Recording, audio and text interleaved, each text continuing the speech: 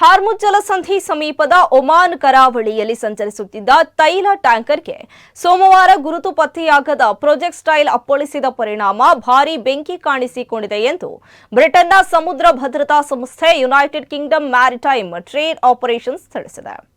ಈ ಘಟನೆ ಒಮಾನ್ನ ಲಿಮಾಹ್ ಪ್ರದೇಶದಿಂದ ಸುಮಾರು 8 ನಾಟಿಕಲ್ ಮೈಲುಗಳ ಪೂರ್ವಕ್ಕೆ ನಡೆದಿದೆ. ದಕ್ಷಿಣ ದಿಕ್ಕಿನತ್ತ ಸಾಗುತ್ತಿದ್ದ ಟ್ಯಾಂಕರ್ನ ಎಡಭಾಗಕ್ಕೆ ನಿಗೂಢ ಪ್ರೊಜೆಕ್ಟೈಲ್ ಅಪ್ಪಳಿಸಿದ್ರಿಂದ ಭಾರೀ ಬೆಂಕಿ ಹೊತ್ತಿಕೊಂಡಿದೆ ಎಂದು ಯುಕೆಎಂಟಿಒ ತನ್ನ ಪ್ರಕಟಣೆಯಲ್ಲಿ ತಿಳಿಸಿದೆ. ಘಟನೆಯ ಕುರಿತು ತನಿಖೆ ನಡೆಯುತ್ತಿದ್ದು, ಆ ಪ್ರದೇಶದಲ್ಲಿ ಸಂಚರಿಸುವ ಹಡಗುಗಳು ಎಚ್ಚರಿಕೆಯಿಂದ ಸಂಚರಿಸಬೇಕು ಹಾಗೂ ಅನುಮಾನಾಸ್ಪದ ಚಟುವಟಿಕೆ ಕಂಡುಬಂದರೆ ತಕ್ಷಣ ಮಾಹಿತಿ ನೀಡುವಂತೆ ಯುಕೆಎಂಟಿಒ ಸೂಚಿಸಿದೆ. ಈ ಘಟನೆ ವಿಶ್ವದ ಅತ್ಯಂತ ಪ್ರಮುಖ ಇಂಧನ ಸಾಗಣೆ ಮಾರ್ಗಗಳಲ್ಲಿ ಒಂದಾದ ಹಾರ್ಮುಜ್ ಜಲಸಂಧಿಯಲ್ಲಿ ಸಂಭವಿಸಿದೆ.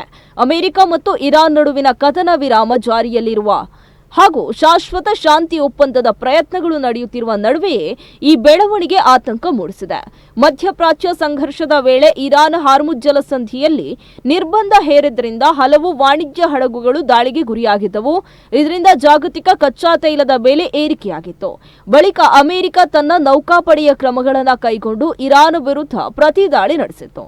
ಕಳೆದ ತಿಂಗಳು ಅಮೆರಿಕ ಮತ್ತು ಇರಾನ್ ನಡುವಿನ ತಿಳುವಳಿಕೆ ಒಪ್ಪಂದದ ಬಳಿಕ ಹಾರ್ಮುಜ್ ಮಾರ್ಗದಲ್ಲಿ ಹಡಗುಗಳ ಸಂಚಾರ ಪುನರಾರಂಭವಾಗಿತ್ತು. ಆದರೆ ಯುದ್ಧಕ್ಕೆ ಮುಂಚಿನಂತೆ ಸಂಪೂರ್ಣ ಮುಕ್ತ ಸಂಚಾರಕ್ಕೆ ಅವಕಾಶ ಇರೋದಿಲ್ಲ ಎಂದು ಇರಾನ್ ಈಗಾಗಲೇ ಎಚ್ಚರಿಕೆಯನ್ನ ನೀಡಿದೆ. ಹಾರ್ಮುಜ್ ಜಲಸಂಧಿ ಗಲ್ಫ್ ರಾಷ್ಟ್ರಗಳಿಂದ ಏಷ್ಯಾ ಸೇರಿದಂತೆ ಜಾಗತಿಕ ಮಾರುಕಟ್ಟೆಗಳಿಗೆ ಕಚ್ಚಾ ತೈಲ ರಫ್ತು ಮಾಡುವ ಪ್ರಮುಖ ಸಮುದ್ರ ಮಾರ್ಗವಾಗಿದೆ.